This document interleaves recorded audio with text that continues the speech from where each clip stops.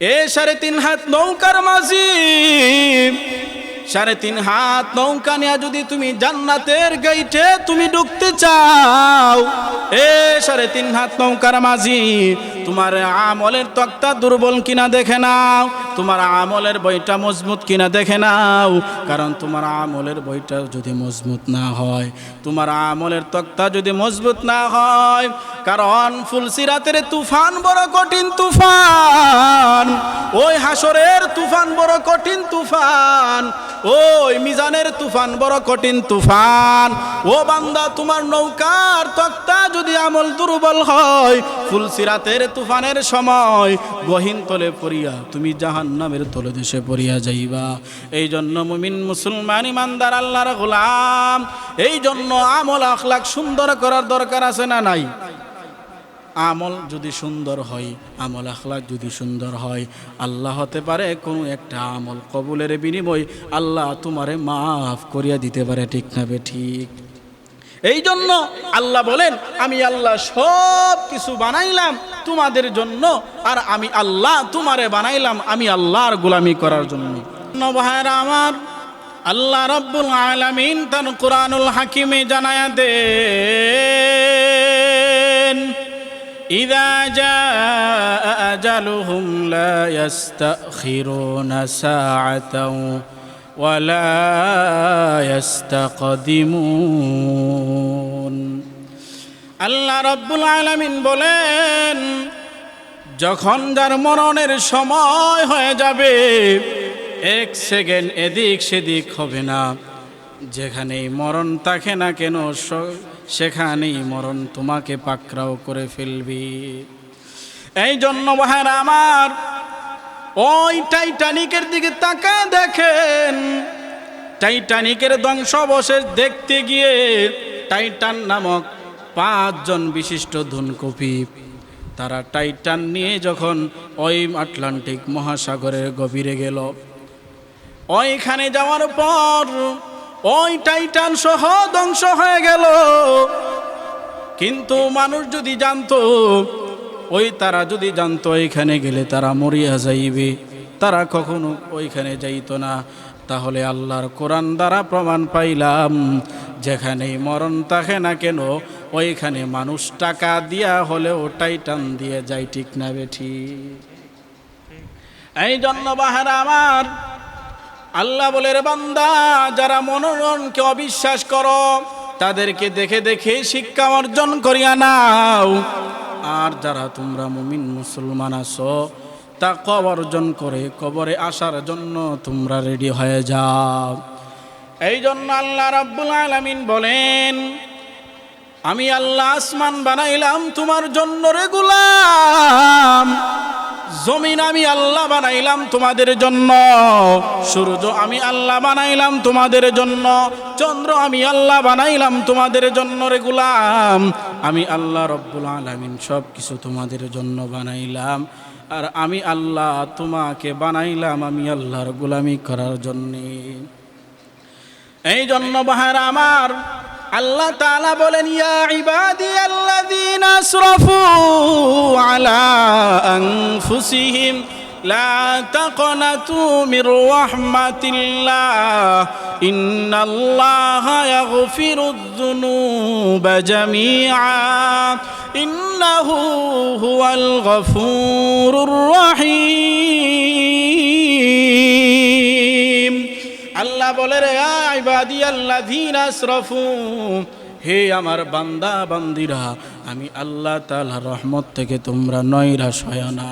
ও বান্দা, তোমার গুনার পাহাড় পরিমাণ যদি ওই পাহাড় পরিমাণ হয়ে যায় রে মুমিন, তারপর আমি আল্লাহ তাআলার রহমত থেকে নৈরাশ হইবা না।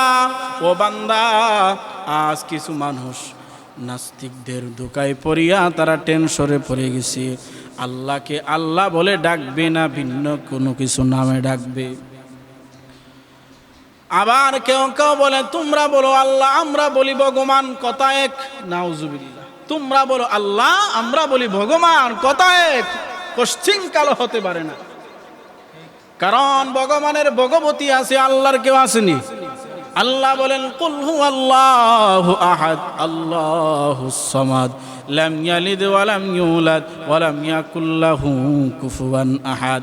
আল্লাহ রাব্বুল আলামিন বলেন আমি আল্লাহ একক, আমি আল্লাহর ছেলে নাই মেয়ে নাই, আমি আল্লাহ কারো থেকে জন্ম নেই না, আমি আল্লাহ কাউকে জন্ম দেই না, আমি আল্লাহ কারো মুখাপেক্ষী নয়, আমি আল্লাহর একমাত্র আছে বান্দা এবং বান্দি, ঠিক না বে ঠিক? এই জন্য ভাইরা আমার আল্লাহ রাব্বুল আলামিন বলেন আমি আল্লাহকে আল্লাহ বলে ডাকো।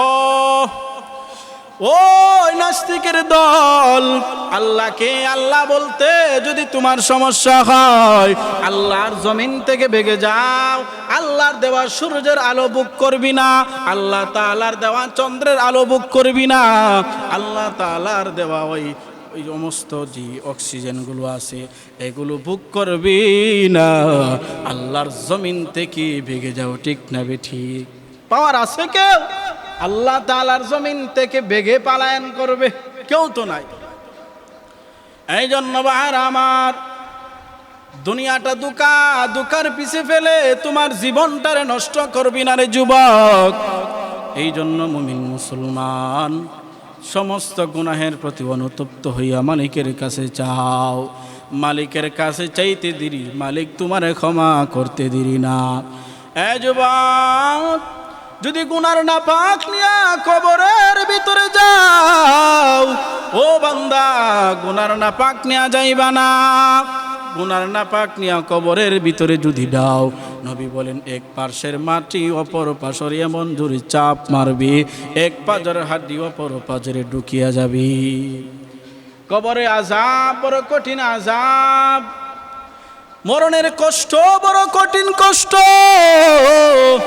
এ মুমিন মুসলমান ইমানদার আল্লাহর গোলাম, কি দুঃখ দুঃখ গো।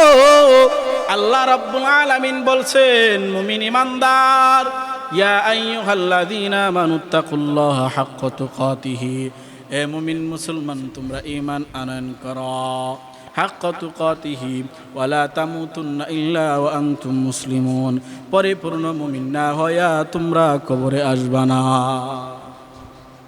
পরিপূর্ণ ইমানদার না হইয়া কবরে আসবা না। এই জন্য ভাইরা আমার মৃত্যুর যন্ত্রণা এত কঠিন, এত কঠিন। আল্লাহর পয়গম্বর মরণের সময় যখন হয়ে গেছি, আল্লাহর পয়গম্বর বড় অসুস্থ, শরীরের মধ্যে জ্বর, আল্লাহর পয়গম্বর বিছানায় শুয়ে আছে। হঠাৎ একদিন দরজার মধ্যে কে যেন আইসা নক করলো, টক টক করে আওয়াজ দিল। আল্লাহ নবীর মেয়ে ফাতেমা দরজার কিনারায় তাকে দেখে গো, মাথা আসমানে জমিনের মধ্যে পা।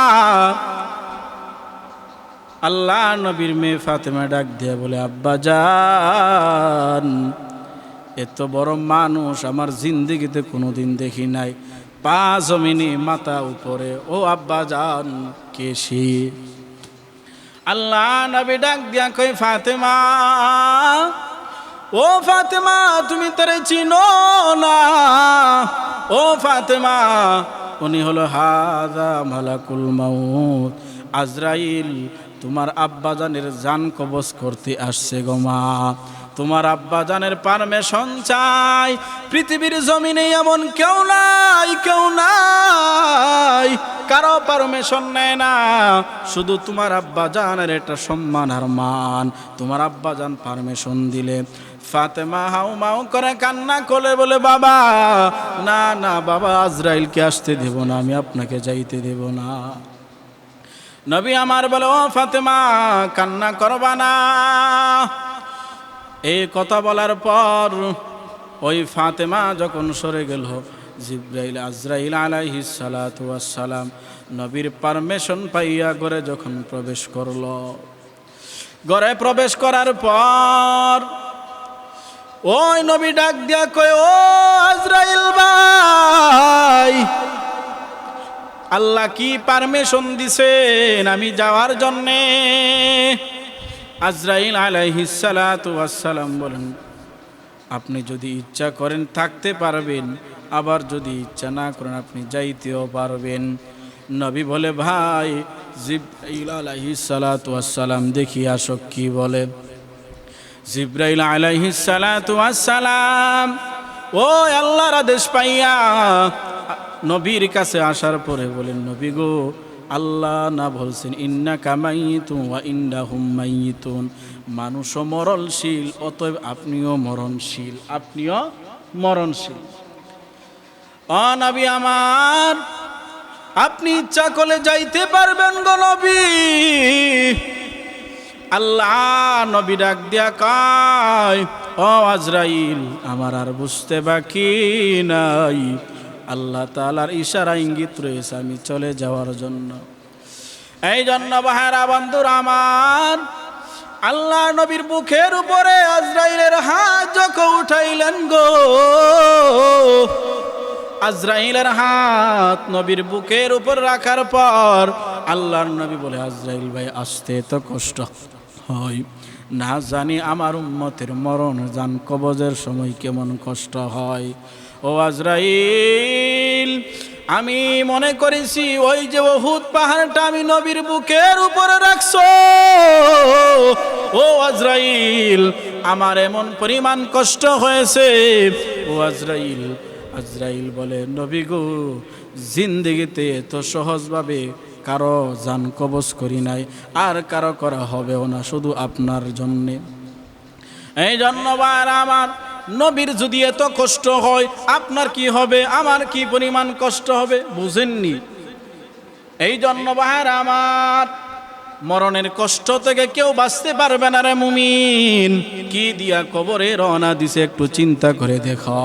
চরমুনার জমিনে গুমান মরহুম ফজলুল করিম রহমাতুল্লাহ আলাইহি বলেন, বেনামাজি বেঈমান নাফরমানের জান কবজের সময় যখন আজরাইল আলাইহিস সালাতু ওয়াস সালাম আসবে, মাথা আসমানে ওই পা জমিনে, চোখ দুইটো বড় বড় নীল নদের মতো হবে।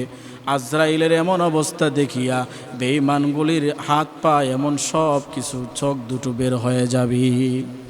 শুধুমাত্র তাই না, ওই লাঠির মধ্যে আলকাতরা লাগাইয়া বাড়ি দিলে যেমন টাস টাস করিয়া সিরিয়া যায়,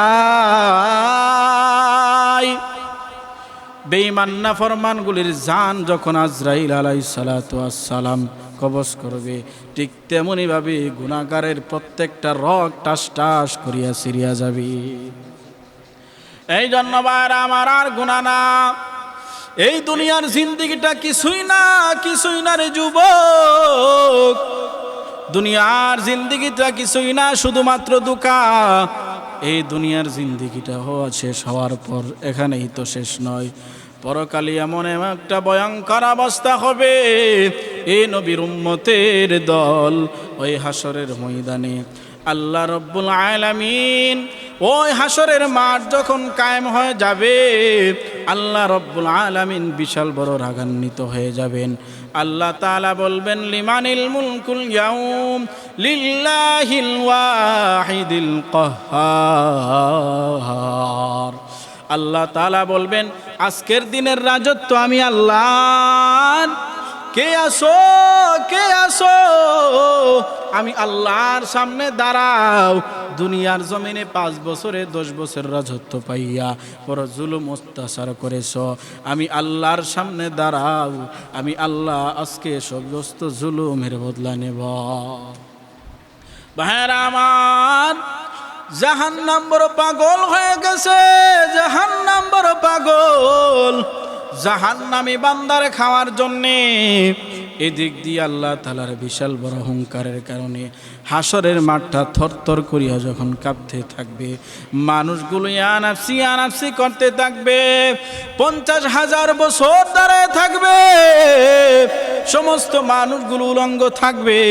আম্মা জান আয়েশা রাদিয়াল্লাহু তাআলা আনহা, পয়গম্বর উনাকে যখন হাসরের মাঠের ঘটনা বর্ণনা করেছেন, আম্মা জান আয়েশা ডাক দিয়ে কই, নবী আমার, হাসরের মাঠে কি আমি, আম্মা জান আয়েশাও কি আমি উলঙ্গ থাকবো নাকি, আমিও কি উলঙ্গ থাকবো নাকি? নবী বলে, আয়েশা ওই কিয়ামতের কেমন একটা ভয়ঙ্কর অবস্থা হবে, কার পরনে কাপড় আছে, কার পরনে কাপড় নাই, কেউ কারো দিকে চাইবে না। এমন একটা ভয়ঙ্কর অবস্থা হবে, শুধুমাত্র আমি নবী মুহাম্মদুর রাসূলুল্লাহ সাল্লাল্লাহু আলাইহি ওয়াসাল্লাম, আমি নবীর শরীরে জান্নাতি পোশাক থাকবে। সুবহানাল্লাহ। এ মুমিন মুসলমান ইমানদার আল্লাহর গোলাম, ও পর্দার আড়ালের মাগো, ভালো করিয়া শুনিয়া নাও, দুকাই দুকাই জিন্দিগিটা কাটাইলা, কি দিয়া কবরে রাইজবা, কি দিয়া কবরে রওনা দিছে রে মুমিন। ওই হাসরের মাঠ যখন তরতর করিয়া খাববে, কেউ কথা বলতে পারবে না। মাকামে মাহমুদের মধ্যে প্রিয় নবী সাল্লাল্লাহু আলাইহি ওয়াসাল্লাম ইয়া উম্মতি বলে কান্না দিবে। মানুষগুলো সকলে দৌড়ায় আদম নবীর কাছে যাবে। আদম নবীর কাছে যাওয়ার পর আদম নবী বলবে, ও উম্মতের দল, আমার কোনো সুপারিশ করার কোনো পারমিশন নাই, আমি আল্লাহ তাআলার কাছে কথা বলতে পারবো না। আদম নবীও আবার শেষ, দৌড়ে যাবে মূসা নবীর কাছে। মূসা নবীর কাছে যাওয়ার পর মূসা নবী বলবে আমি পারবো না। আবার তারা দৌড়ায় যাবে নূহ নবীর কাছে। ধারাবাহিকভাবে আস্তে আস্তে যখন সর্বশেষ নবীর কাছে আসার পর ওই নূহ নবী বলবে, তোমরা তাড়াতাড়ি দৌড়ায়া মাকামে মাহমুদের মধ্যে চলে যাও, গিয়ে দেখো রাহমাতুল লিল আলামিন খাতামুন নবীন সেজদায় পড়ে কান্না দেয়। ইয়া উম্মতি, মাকামে মাহমুদের মধ্যে কাঁদে। মাকামে মাহমুদের মধ্যে পড়ে এমনভাবে প্রশংসা করবি যে প্রশংসার কারণে আল্লাহ খুশি হয়ে যাবে। আল্লাহ খুশি হওয়ার পর আল্লাহ তাআলা বলবেন, ও নবী আপনি মাথা উঠান, ইরফা রাসাকা, ও পয়গম্বর আপনি যদি আজকে সুপারিশ না করতেন, আজকে কাউকে কথা বলার পারমিশন আমি আল্লাহ দিতাম না। এই জন্য আল্লাহ বলেন, ইয়াউমা ইয়াকুমুর রূহু ওয়াল মালাইকাতু সাফফান লা ইয়াতাকাল্লামুন ইল্লা মান আযিনা লাহুর রাহমান। আল্লাহ রাব্বুল আলামিন বলেন, ইয়াউমা ইয়াকুমুর রূহ ওয়াল মালাইকাতু সাফফান লা ইয়াতাকাল্লামুন, সমস্ত ফেরেশতারা দাঁড়িয়ে থাকবে কাতারবদ্ধ হয়ে, কেউ কথা বলতে পারবে না। ওই দিন মাকামে মাহমুদে নবীর প্রশংসা শুনে আল্লাহ খুশি হয়ে যাবে। সুবহানাল্লাহ। এই জন্য ভাইরা আমার, আর দিক দিয়ে জাহান্নাম বড় পাগল হয়ে যাবে জাহান্নামী মানুষকে খাওয়ার জন্য। 40,000 ফেরেশতা 40,000 শিকল লাগাইয়া ওই জাহান্নামকে নিয়ন্ত্রণ করে ধরে রাখতে পারবে না। তাফসীরে কিতাবে আসছে, ওই কেমন ফেরেশতা, কেমন সেই ফেরেশতা, ওই ফেরেশতাগুলি জাহান্নামকে নিয়ন্ত্রণ করে ধরে রাখতে পারবে না। আল্লাহ রাব্বুল আলামিন ওই কুদরতি একটি পেয়ালা আইনা পানি ছিটা দেওয়ার সাথে সাথে জাহান্নাম পিছনে দৌড়ায় চলে যাবে। জাহান্নাম পিছনে চলে যাবে। ফেরেশতারা বলে, আল্লাহ আমরা 40,000 ফেরেশতা 40,000 শিকল লাগাইয়া জাহান্নামকে নিয়ন্ত্রণ করে ধরে রাখতে পারলাম না, আপনি এমন কি পানি ছিটা দিলেন যার কারণে জাহান্নাম নিয়ন্ত্রণ হইয়া পিছনের দিকে চলিয়া গেল। ও মালিক, এটা কিসের পানি? ও মালিক, এটা কিসের পানি? এটা কি আবে হায়াতের পানি, না জমজমের কূপের পানি গো, না হাউজে কাউসারের পানি, না বিবারিয়ার তিতাস নদীর পানি, না মেঘনা নদীর পানি, না আটলান্টিক মহাসাগরের পানি? ও মালিক, এটা বুঝলাম না, কি পানি দিয়া ছিটা দিলেন? আল্লাহ রাব্বুল আলামিন বলবেন সেদিন, এ ফেরেশতার দল, এটা আবে হায়াতের কোনো পানিও না, এটা জমজম কূপের কোনো পানি না, এটা হাউজে কাউসারের পানিও না, দুনিয়ার মেঘনা নদীর পানিও না, পদ্মা মেঘনা যমুনা নদীর পানিও না।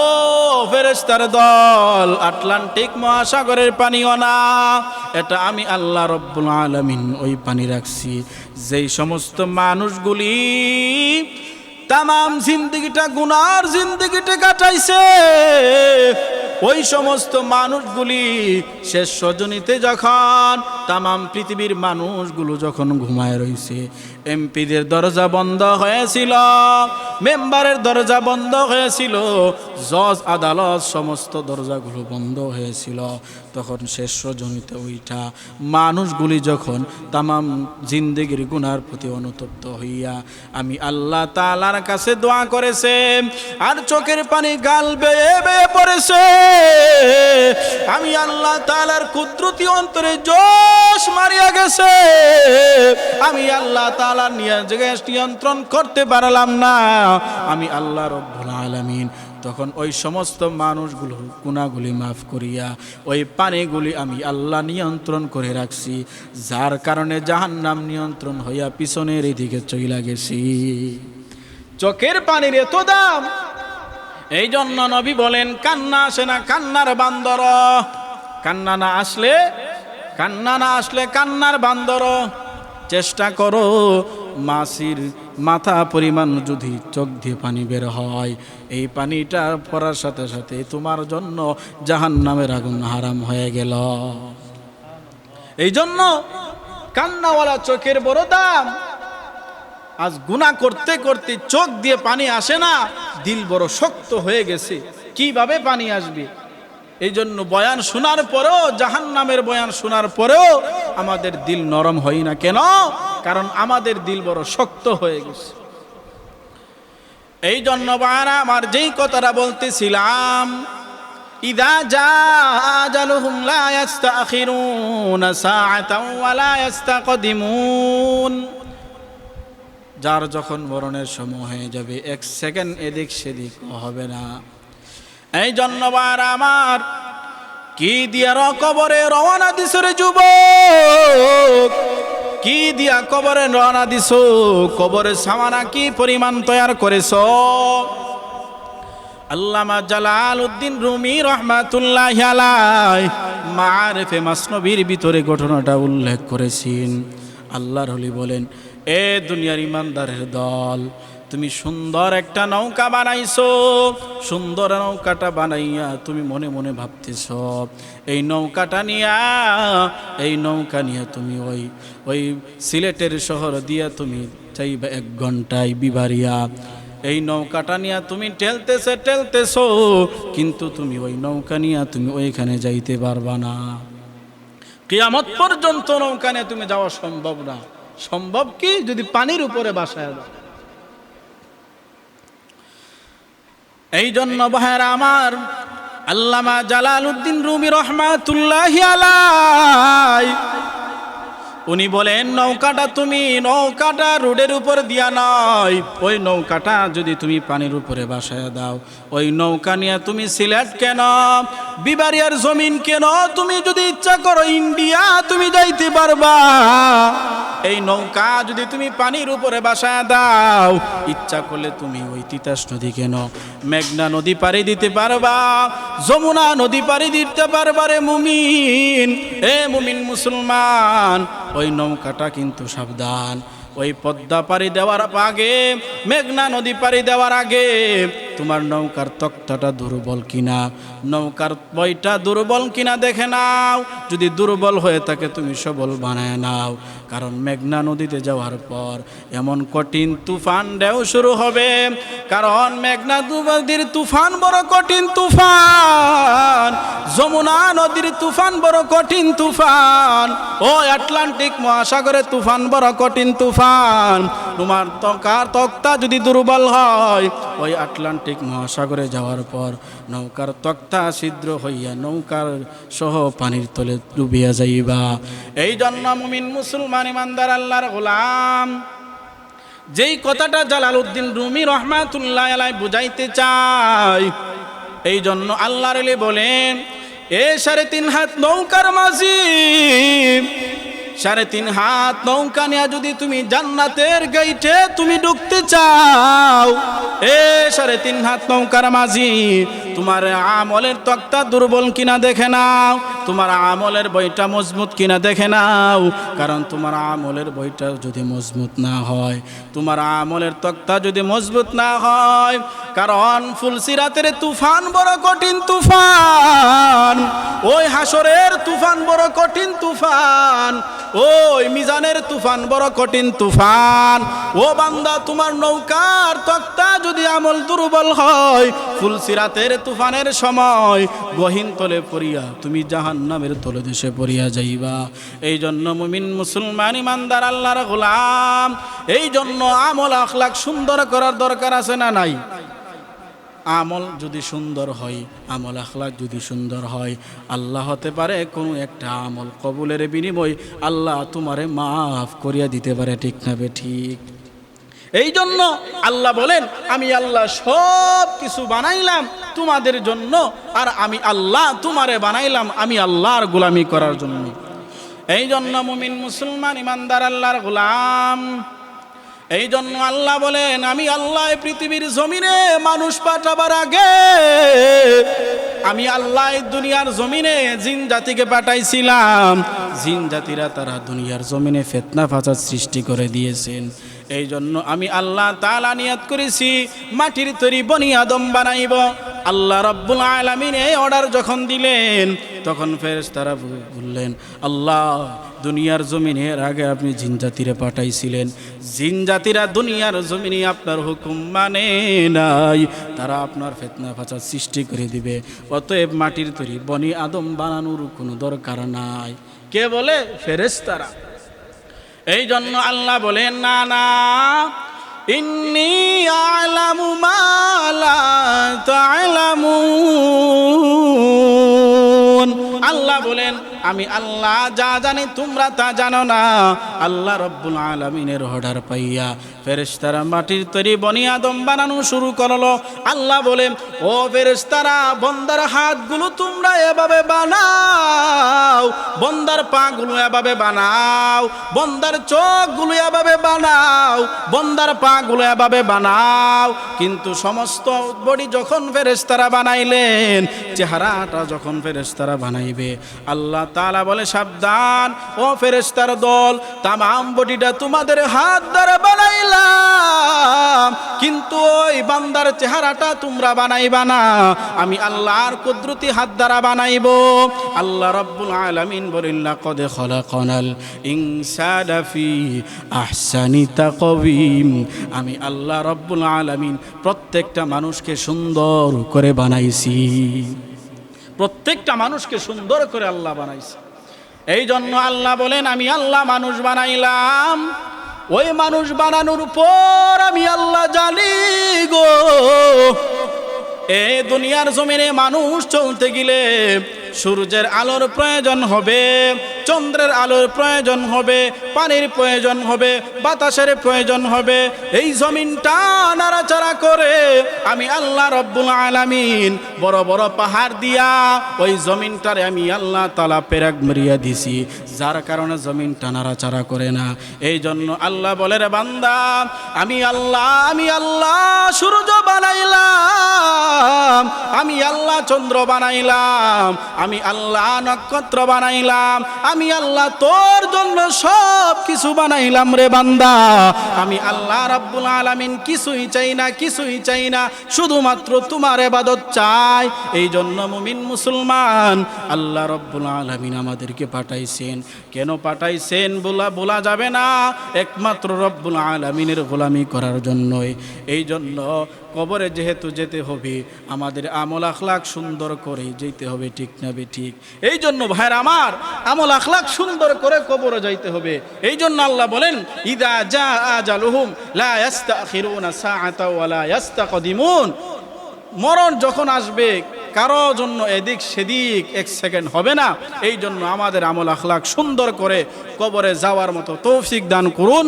ওয়া আখিরি দাওয়ানা আনিল হামদুলিল্লাহি রাব্বিল আলামিন।